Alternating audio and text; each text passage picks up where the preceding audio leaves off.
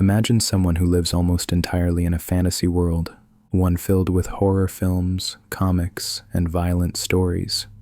Now imagine what happens when that person begins to confuse fiction with reality.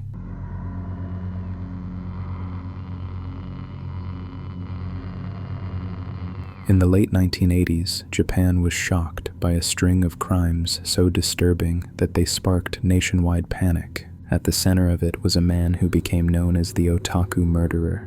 His name was Tsutomu Miyazaki, and his story is one of obsession, isolation, and the terrifying point where fantasy crosses into real life.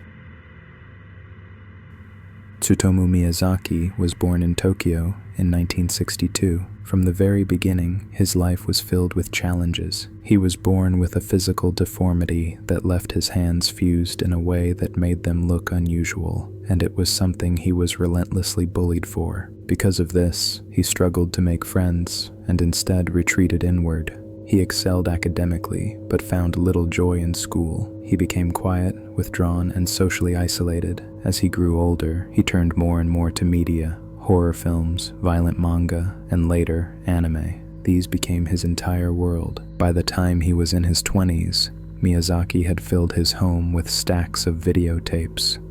Investigators would later discover over 5,000 tapes, covering everything from mainstream anime to disturbing horror films. In these stories, Miyazaki seemed to find an escape from reality, but over time, that escape began to shape his worldview. When his grandfather, the one family member he was close to, passed away, Miyazaki's life spiraled further.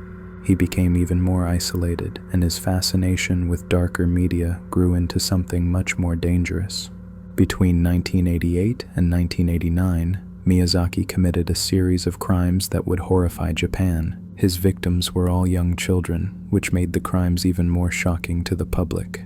What stood out wasn't just the crimes themselves, but the way Miyazaki inserted himself afterward. He contacted families, sending letters, postcards, and even belongings of the victims, taunting them in ways that disturbed investigators. This behavior quickly turned the case into a national obsession. Parents were terrified, the media covered it relentlessly, and a new phrase began circulating: the Otaku Murderer. When police finally raided Miyazaki's home, what they found became just as infamous as the crimes. His apartment was filled wall-to-wall with tapes, magazines, and manga, much of it horror or violent in nature. The press immediately seized on this, painting him as the ultimate example of an otaku, a term used in Japan to describe people obsessively devoted to anime or manga. At the time, it carried a negative stigma. Headlines branded him the Otaku Murderer, and a moral panic spread across Japan. People began to fear that too much exposure to anime, horror, or video games could turn ordinary fans into killers. Anime conventions were stigmatized, fans were harassed, and the case forever changed how otaku culture was viewed in Japan. Miyazaki was caught in July of 1989 after he was seen trying to approach another young girl in a park. He was arrested on the spot and soon linked to the earlier crimes. During his trial, his defense argued that he was mentally ill, claiming he had an alternate personality that committed the crimes.